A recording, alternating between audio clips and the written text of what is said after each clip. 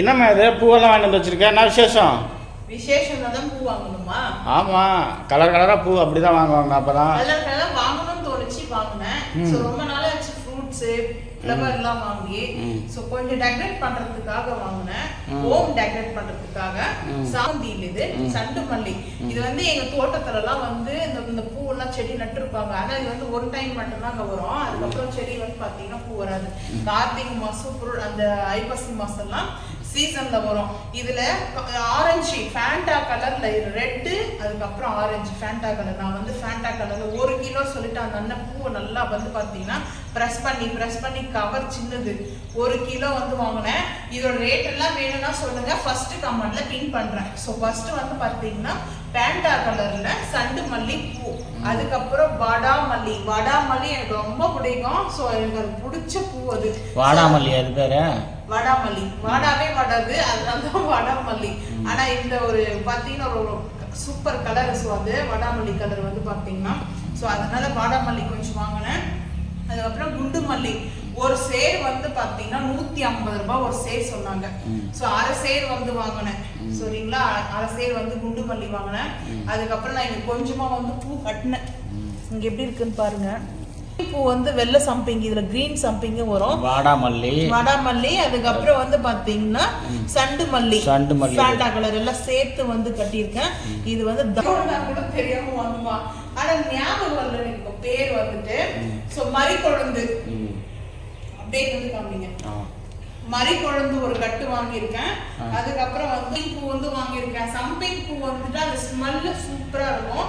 So அந்த அவ்வளோ ஒரு குட் ஸ்மெல்லுங்க, செம்மையா இருக்கும் அந்த ஸ்மெல்லு. வந்து ஒயிட் வந்து பார்த்தீங்கன்னா சம்பிங் பூ வந்து வாங்கியிருக்கேன். அது வந்துட்டு அரை கிலோ வந்து வாங்கியிருக்கேன். அரை கிலோ எவ்வளோ? ஒரு கிலோ 60 ரூபாய் சொன்னாங்க. 60 ரூபாய் சொன்னாங்க. ஆமா, அரை கிலோ வந்து 30 ருபீஸ்க்கு வந்து வாங்கினேன். அதே போல இது வந்து பாத்தீங்கன்னா 1/4 கிலோ சொன்னாங்க. எது வாடாமல்லி அது வாங்கினேன். அதுக்கப்புறம் இன்னும் கொஞ்சம் இருக்குது, அந்த அந்த அந்த கவருக்குள்ள தான் இருக்குது.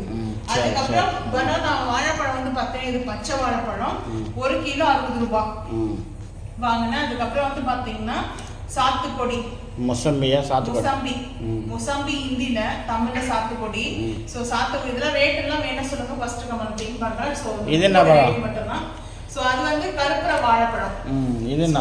அதுக்கப்புறம் பன்னீர் திராட்சை, செந்தூரா மாம்பழம். செந்தூரா மாம்பழம் தான் என்னோட ஃபேவரட், எனக்கு ரொம்ப பிடிக்கும்.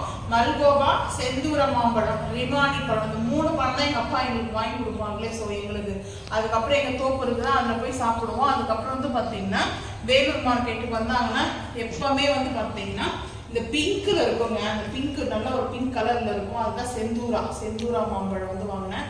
அரை கிலோ தான் வந்து வாங்கினேன். அரை கிலோ பன்னீர் திராட்சை வாங்கினேன். அதுக்கப்புறம் பழாப்பழம் என்னுடைய ஃபேவரட். ஸோ இந்த சீசன் முடிகிற வரைக்கும் பழாப்பழம் வாங்க. பழாப்பழத்துல பெருசு பெருசா போட்டிருந்தாங்க, ஆனா அதை உரிச்சு பார்த்தா க்ளீன் பண்ணி என்ன பண்ணிருக்காங்கன்னா அந்த அதுல இருக்கிற அந்த பாத்தீங்கன்னா ஒரு நார் மாதிரிலாம் இருக்குல்ல, அந்த எக்ஸ்ட்ரா அந்த இது இருக்குல்ல, சோ அதை ரிமூவ் பண்ணுவாங்கல்ல, அதெல்லாம் அந்த சில்கா அப்படியே போட்டு அந்த ஸ்கின் எல்லாம் வந்து அப்படியே போட்டுருந்தாங்க. வெயிட் அப்படியே போட்டுருந்தாங்க. பழாப்பழம் ஏன்னா இப்படி பண்றாங்கன்னு தெரியல. அது வெயிட் நம்ம வந்து பார்க்கல. மாம்பழம் வாங்க காசு கொடுத்தானே வாங்குறோம். மாம்பழம் வாங்கிட்டு இருந்தேன்னா அப்புறம் க்ளீன் பண்ண அரை கிலோ, ஆனா பாருங்க எவ்வளவு வந்திருக்கு சொல்லிட்டு க்ளீன் பண்ணதுக்கு அப்புறம் இவ்வளவுதான் வந்துச்சு. அரை கிலோ வாங்கினேன். அதுக்கப்புறம் நெல்லிக்காய் ஆம்லா ஜூஸ் போடலாம் அப்படின்னு சொல்லிட்டு வாங்கினேன். ஒரு டைம் வந்து நெல்லிக்காய் யூஸே பண்ணேன். அதுக்கப்புறம் கிரீன் சில்லி அப்படியே வதங்கி போயிருக்குது, கெட்டு போச்சு.